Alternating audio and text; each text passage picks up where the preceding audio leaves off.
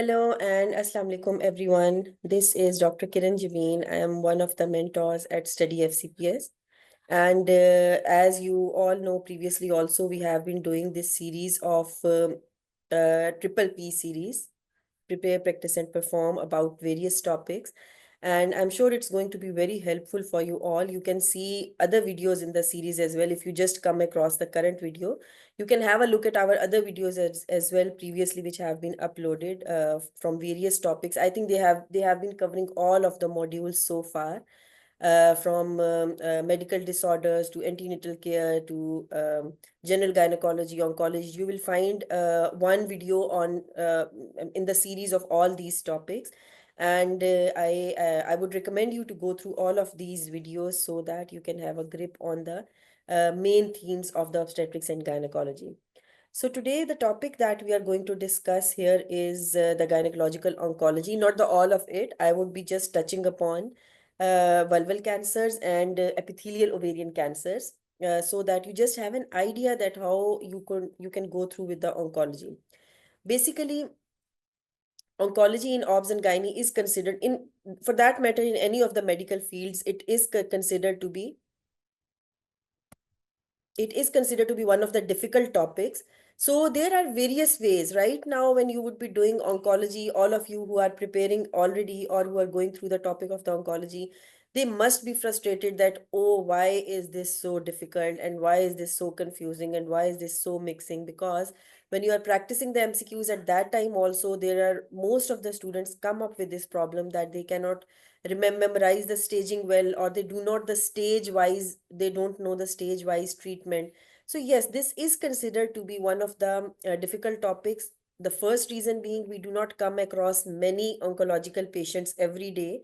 So that is also one of the reasons. That the other thing, in the labor room and everything, we are performing day in and day out all the day in the on our maternity duties and all these things. So this is kind of, not exactly, but kind of a little difficult and different topic than our everyday practice. We do not come across the oncology patients every day.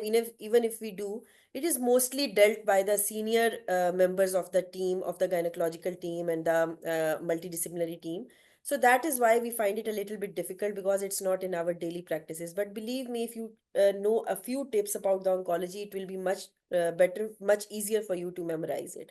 So yes, this can be frustrating, this can be difficult, but trust me, there are only 4 5 cancers that you have to memorize, and there are so many things in all of them which are common.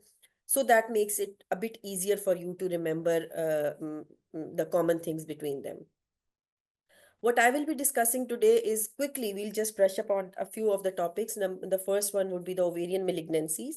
The second one would be the vulval cancers, its staging, and the gross management. Obviously, we can't go into the nitty gritty of the details of all of this. And here and there, we'll be doing a bit of the practice MCQs, so that you all get an idea that what kind of, whichever exam you are giving, it's not exactly just confined to the FCPS exam. Whichever exams you are going to attempt for, or you are taking any of the gynecological exam, these type of MCQs are there, because the basic theme of MCQs all over the world is different. It's just that the different guidelines have different management, with a just a slight difference in each of them. So first, we'll be touching upon malignant ovarian tumors, particularly the epithelial ones, because they are the commonest ones. So that will be the one we will be discussing mostly in this session. Ovarian cancer is considered to be the fourth most common cause of death in the women, and it is the second leading cause of the death due to gynecological malignancies. So out of all the gynecological malignancies, this is the second leading cause, but sadly, it has a higher mortality because of the reason that it is diagnosed on a bit later stage, as the onset is insidious and the symptoms are very vague. So it is not picked up earlier, and mostly the most common stage in which this cancer is diagnosed is the stage 3. And you all know, when the stage 3 has reached, mostly the cancer has spread it up to the node. So that is why the mortality rate is relatively higher in this. There, 30% of genital malignancies are of the ovarian cancer in the developed countries. These are just the basic statistics so that you know the gravity of the situation. And the lifetime risk of an ovarian cancer is around 1.5 4. To make it easier to remember, you can just remember 1.5%. And majority of the cases, as I already told, are diagnosed in an advanced stage. What are the risk factors? Who can have ovarian cancer? What are the factors which make the woman having more risks of ovarian cancers? First is just okay to again to make it easier to remember. Just think that whatever factors are making the ovaries to work a lot, okay, to work a bit extra, they are the factors which are making the ovaries prone to have a cancer. How? For example, nulliparity. If a woman is nulliparous, she is never getting pregnant, or infertility.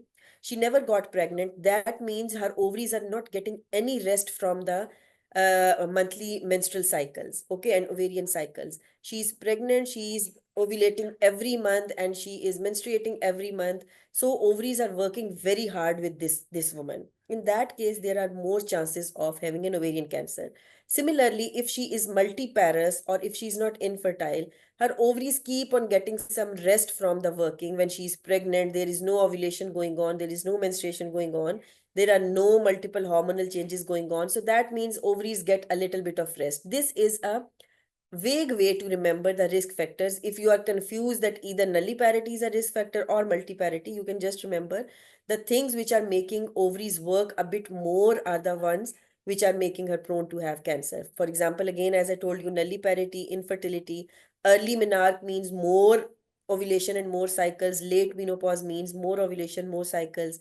Then a few extra factors: endometriosis, family history in the first degree relative, especially obesity, prolonged use of ovulation induction, and hormone replacement therapy. These are all the risk factors. So whatever things are opposite to it are usually the protective factors, like multiparity, late menarche, early menopause. These factors prevent against the ovarian cancers. And very importantly, especially for the epithelial cancers, there are hereditary or familial ovarian cancers as well. Most important of them are the BRCA or BRCA1 and 2 mutations, which have a very high hereditary tendency. Then RAS oncogenes, P53 mutations, and Lynch 2 syndrome. These are all the hereditary factors which can affect the ovaries with the cancer. Histological speaking, ovary comprises of three major parts other than the blood supply. There is first one is the outer or epithelial lining. Like any other organ, there is an outer epithelial lining. Then there is connective tissue or stroma, which is from where the sex cord stromal tumors arises. So this green one is the epithelial or the outer one. Most of the like around 80% of the ovarian tumors arise from this outer epithelial lining. Then coming inside, these are the germ cells. Germ cells are the one where the follicles are maturing and stimulating and ovulation happens. These are the germ cells, as you can see in the picture also. And then rest of the ovarian tissue is the connective tissue or stroma, and from there also the tumors can arise. So almost whole of the ovary has a tendency to give birth to various tumors.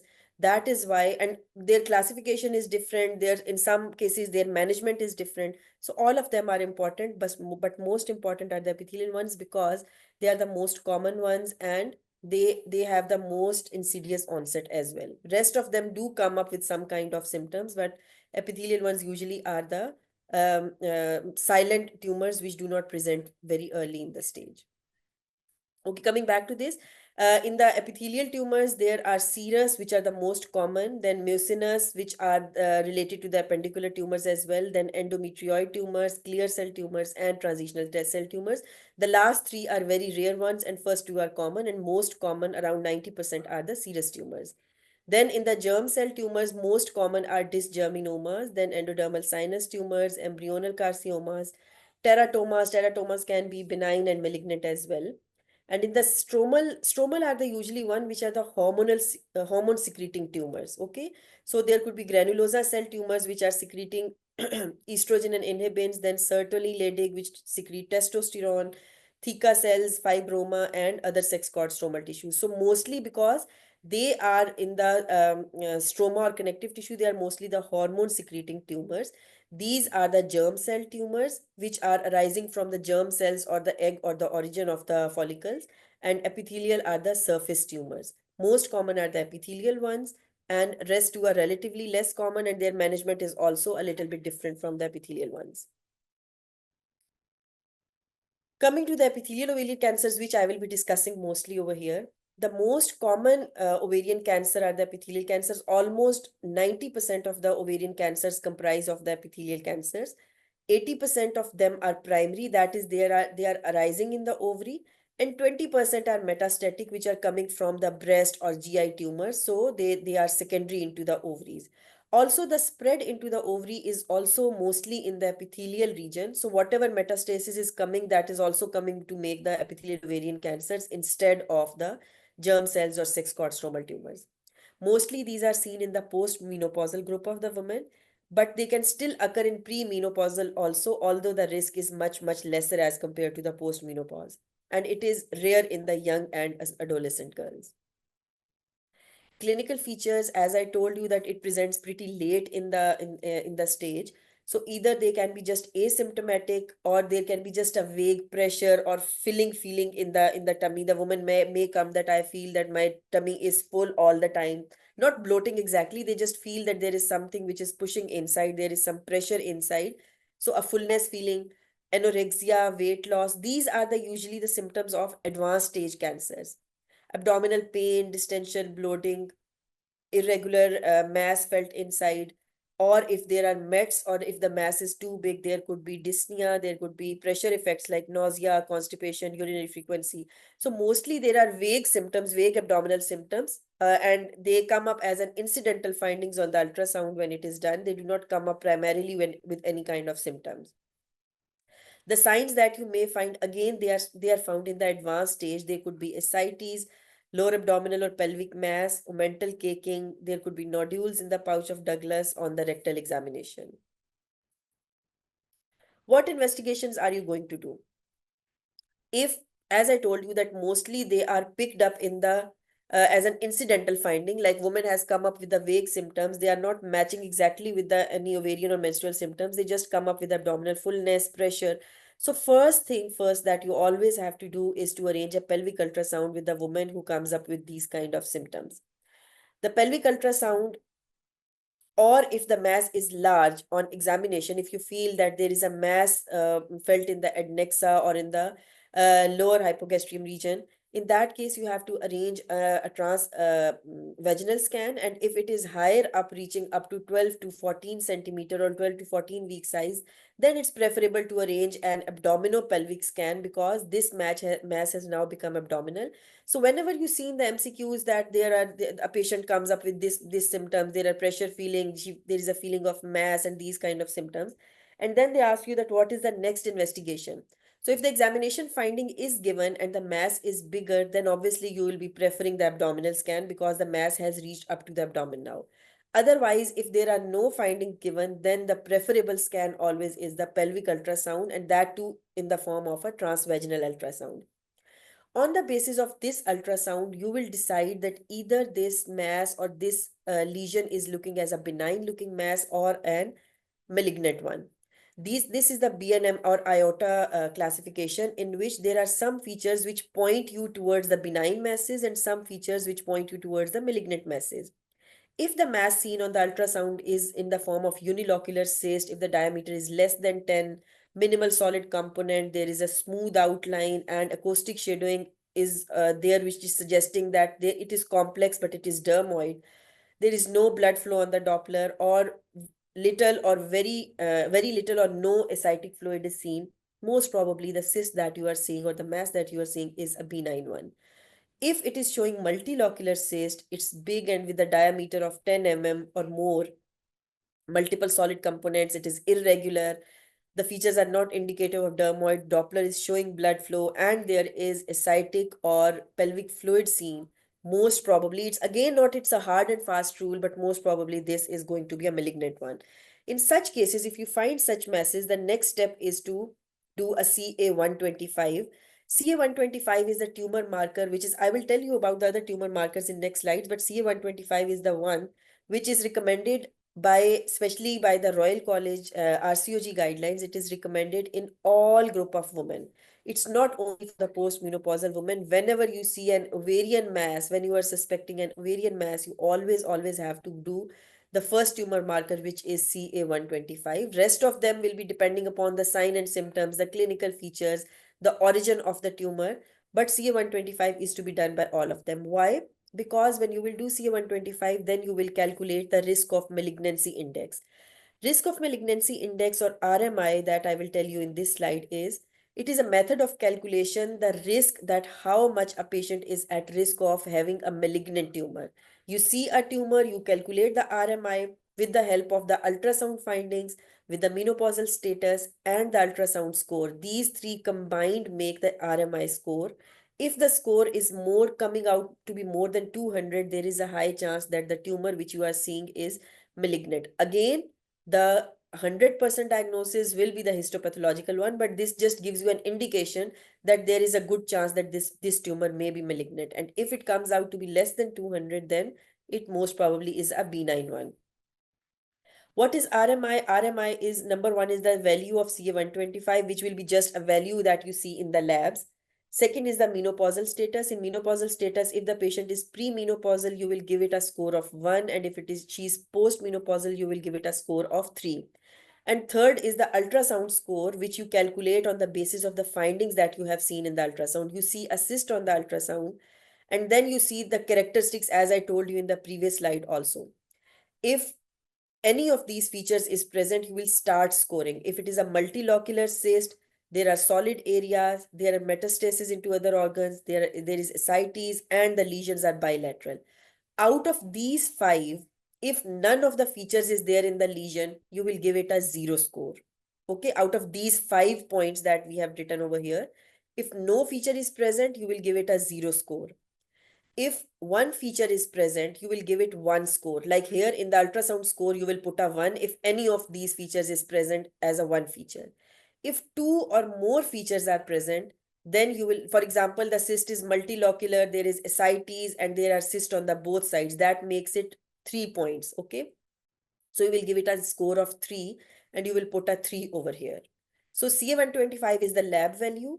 Menopausal status is either 1 for premenopausal, 3 for postmenopausal, and ultrasound score is calculated from these 5 points.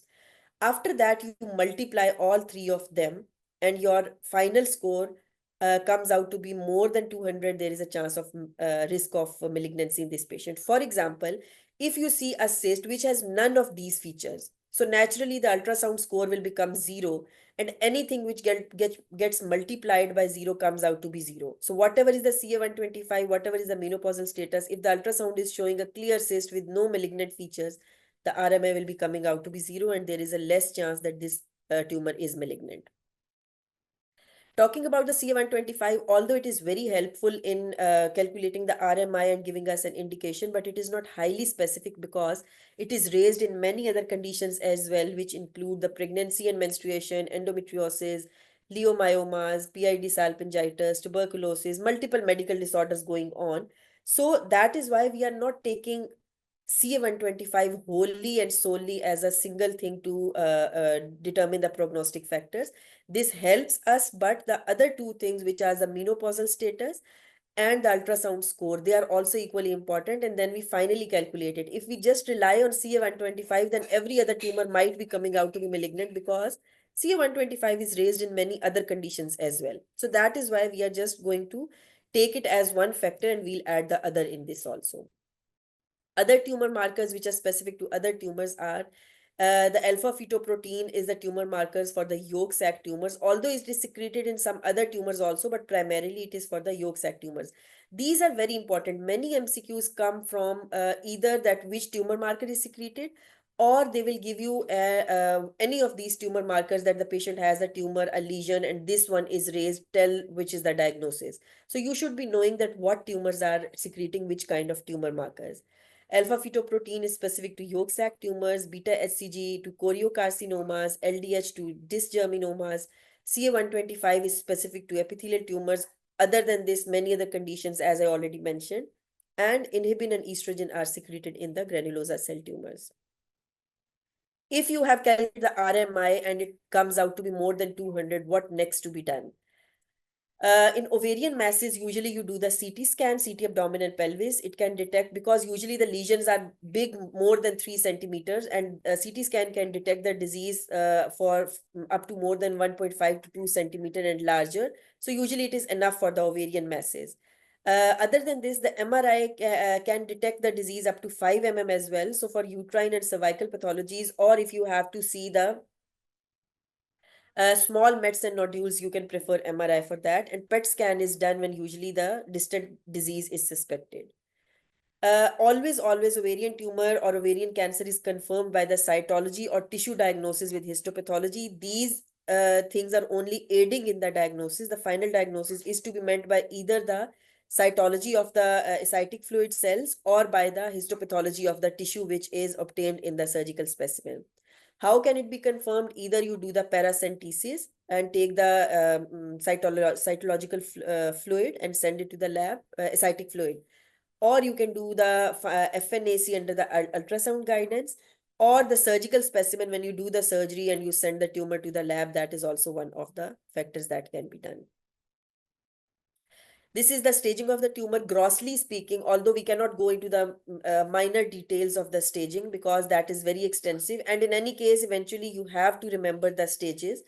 But grossly speaking, stage 1 is usually the one where the tumor is confined only to the ovary and fallopian tubes. The capsule may be ruptured, but tumor hasn't spread outside the ovaries. That is stage 1. Okay. 1A would be in one tube or ovary, 1B would be in both tubes and ovaries, and tumor is limited, and 1C would be tumor to one or both ovaries, but either there is a surgical spill that you are doing a surgery and incidentally, accidentally you spill it somewhere, it will be 1C1. If the capsule is already ruptured before you touch the ovaries in the surgery, it would be 1C2. And if there are malignant cells in the ascites only, remember ascites only, it is not involving the lymph nodes, not going to any other organs, it will be 1C3. In stage 2, the tumor is still limited, like it is limited to both ovaries and fallopian tubes. It has extended a little bit, but not beyond the pelvic extension. It has gone a little bit out of ovaries and tubes, but not into the out of the pelvis. In stage 3 in any cancer involves the lymph nodes. Whenever you see that lymph nodes involvement is there, it is definitely going to be the stage 3. Again, you divide it into further stages according to the size of the nodes.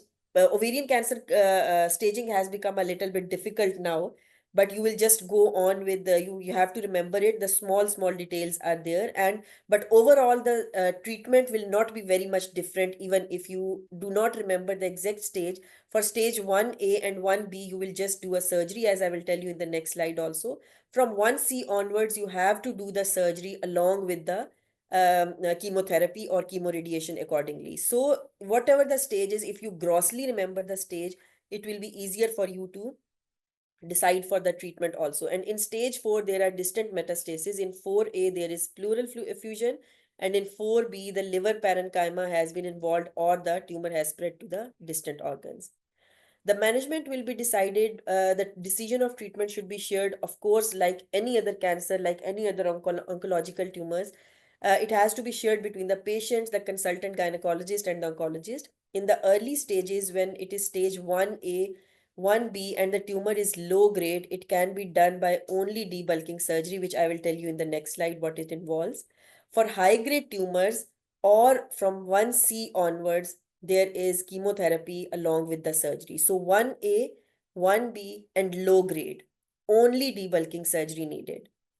If 1C, or even if it is 1A and 1B with the high grade, then you need to do a cytoreductive surgery or debulking surgery and then move on with the chemotherapy. If the tumor is very large, then you can do neoadjuvant therapy in which some cycles are given before the surgery so that the tumor is reduced in size a little bit, and then rest of the cycles are given after the surgery.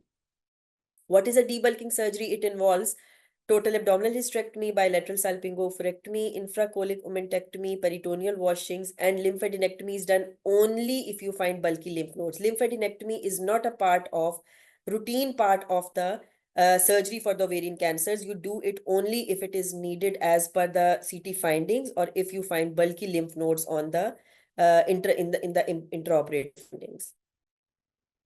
Chemotherapy, as I mentioned you, if it is stage 1A with low-grade tumors, or 1B, 1B with high-grade tumors, you have to go with the surgery. If it is low-grade 1A, 1B, you have to go with surgery alone and no adjuvant therapy is needed. If it is 1C or high-grade with 1A and 1B, you will need chemotherapy 3 to 6 cycles. The chemotherapy for, and in advanced stages like 3 and 4, you need to do the cytoreductive surgery and then 3 to 6 cycles of the chemotherapy. The chemotherapy for epithelial tumors is carboplatin and paclitaxel, and the chemotherapy for yolk sac tumors and dysgerminomas is the BEP therapy, which is bleomycin, etoposide, and paclitaxel.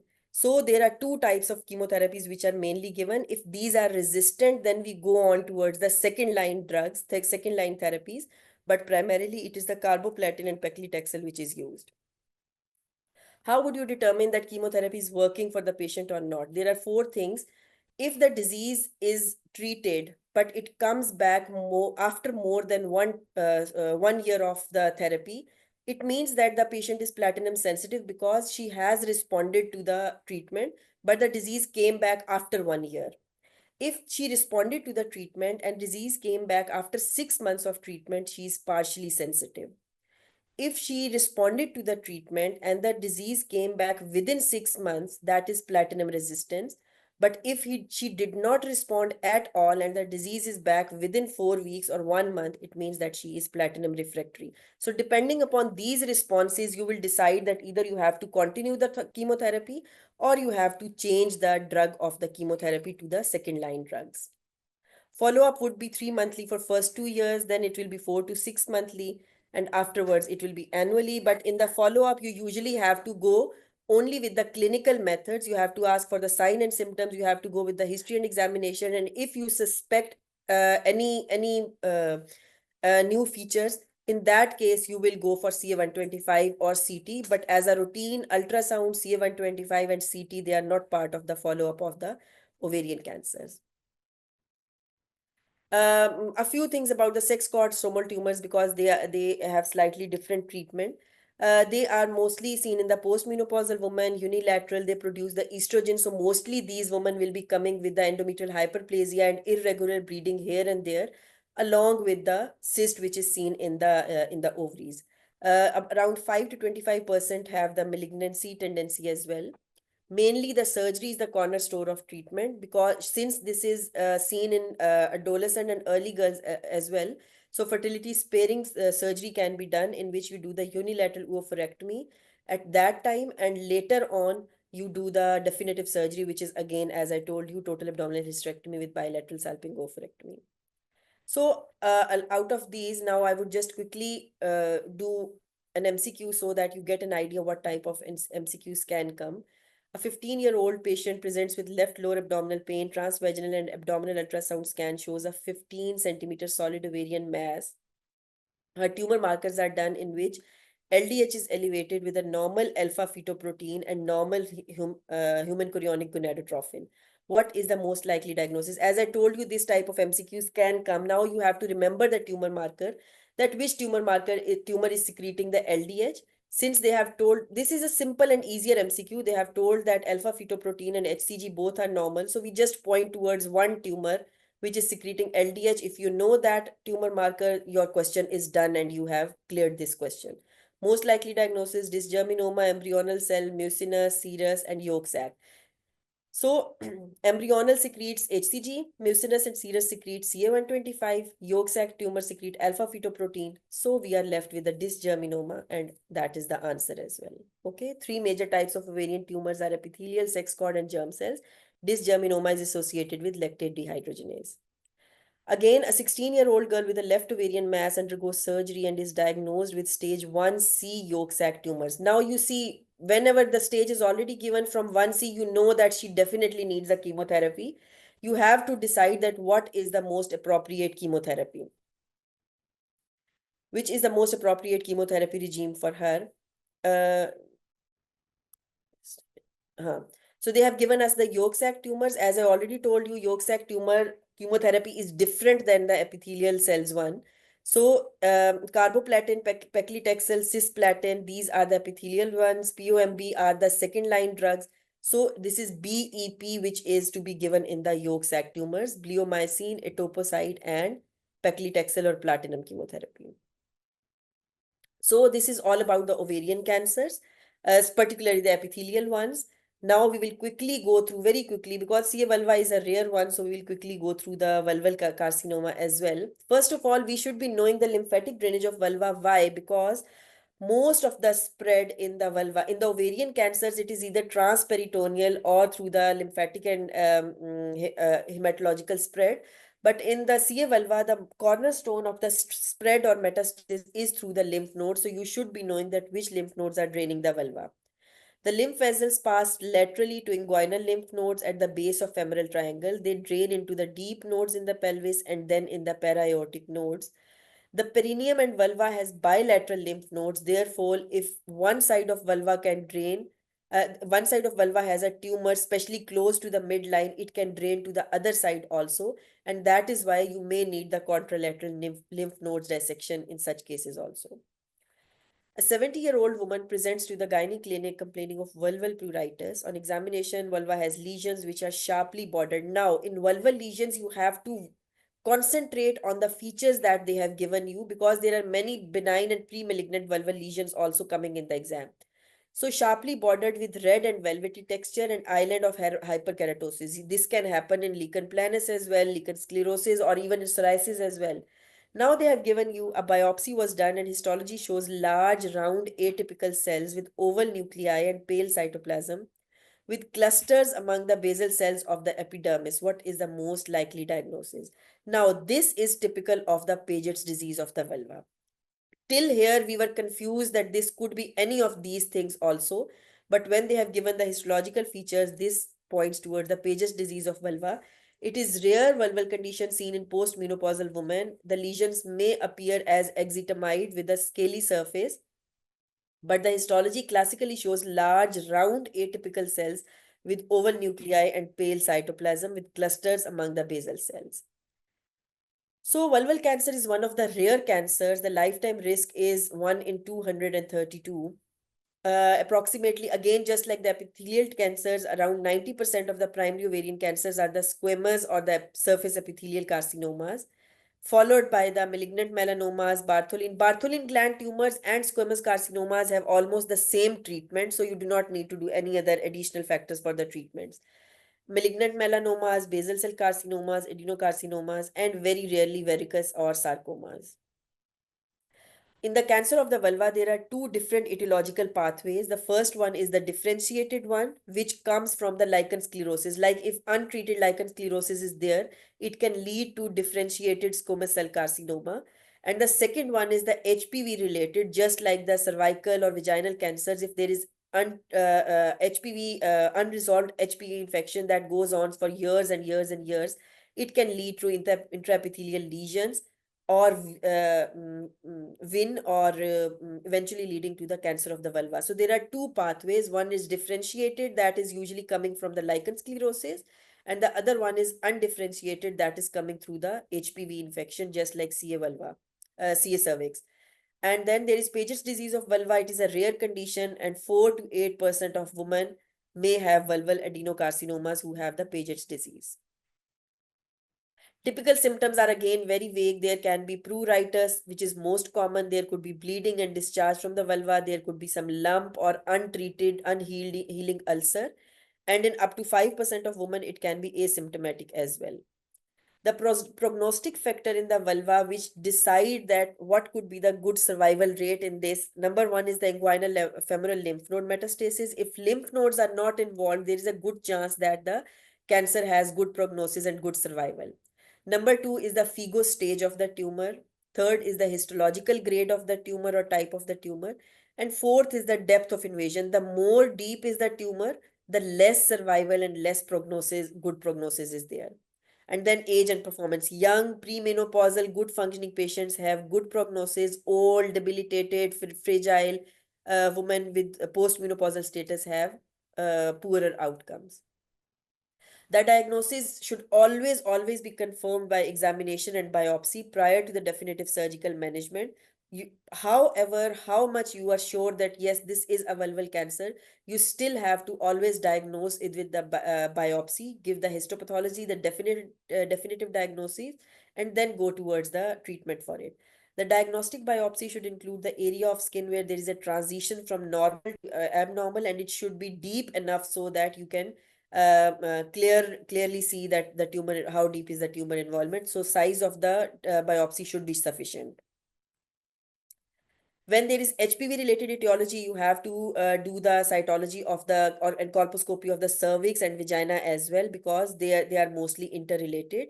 And preoperative CT and MRI is only done once you are sure and confirmed of the diagnosis, or you are suspecting the distant metastasis, then you go for the CT and MRI.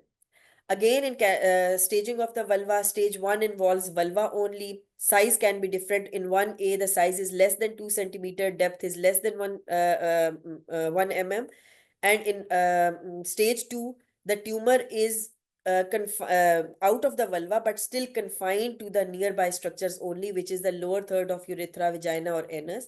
In stage 3, the lymph node involvement is there, which means that the tumor has spread outside to the pelvis also. And in stage 4 and 4A and 4B, there is distance metastasis. So for any of the cancers, 1A means the cancer confined to that organ. Stage 1 means cancer confined to that organ. Stage 2 means cancer spread a little bit but not beyond the pelvis. Stage 3 means the lymph node involvement and the spread of cancer beyond pelvis or up to the pelvis. And stage 4 means distance metastasis. In vulval cancer, surgery is the mainstay of treatment. Like, you have to do surgery in most of the patients, regardless that they will need chemoradiation or not, you will need to do a surgery. But it usually depends upon the patient's wishes, her performance status, and because this involves some cosmetic aspects as well. So in young patients, usually they are not ready for very extensive surgery where there is deformation of the vulva as well. So it all depends on the patient wishes, her performance stages, her sexual desire, her age. These are all the factors which decide, but mainly for stage 1A tumors, which are very early stage tumors, you only need a wide local excision without any groin lymphadenectomy.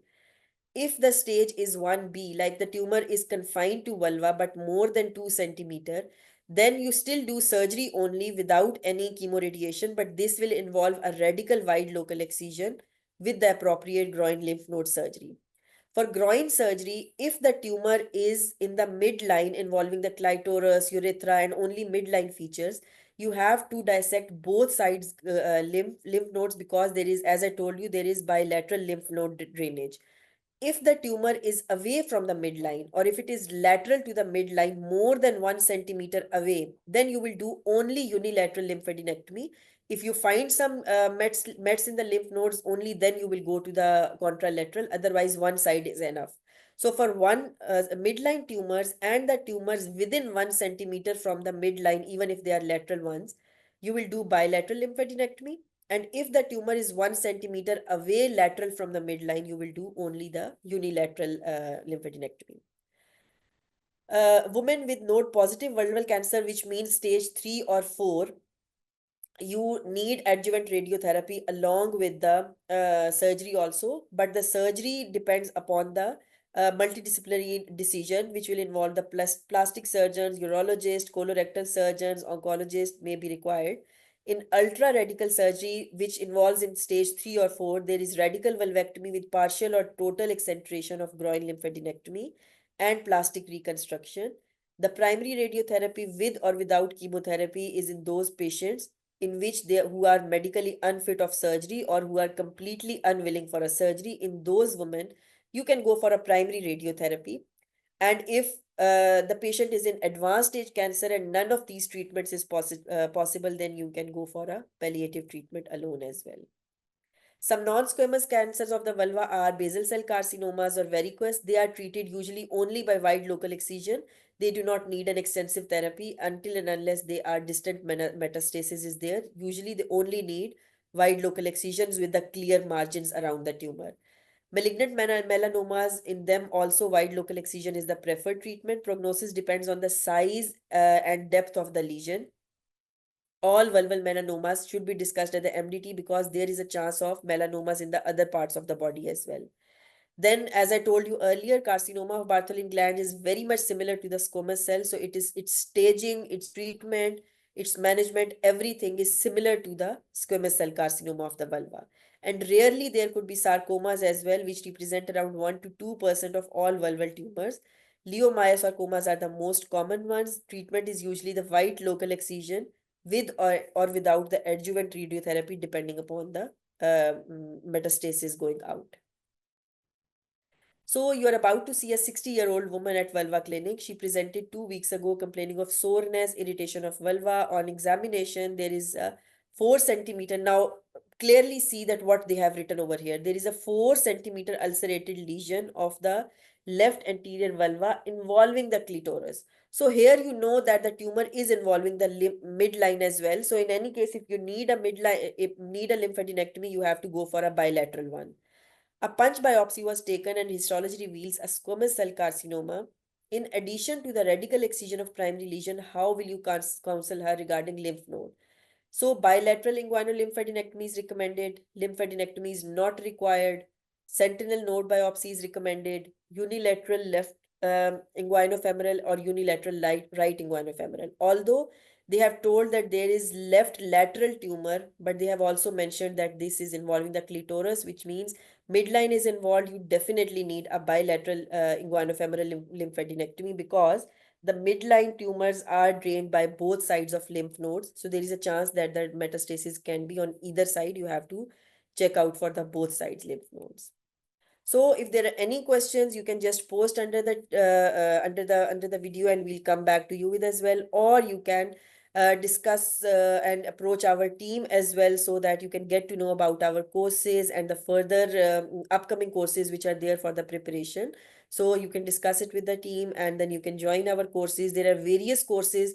There are some courses which are confined only to the questions discussions regarding the FCPS ones. There are some courses which are giving you a thorough preparation from A to Z till the exam, including the recalls, including the MCQ practices, daily activities. So for that, you can just come up in contact with our team, and they will let you know about all the courses available right now and how to approach and how to join the course. Thank you so much for going through the video. If you are here till the end, I would recommend you to go through the rest of the videos as well in this series, and I'm sure they are going to help you a lot. Thank you so much for listening to me and attending my video. Thank you.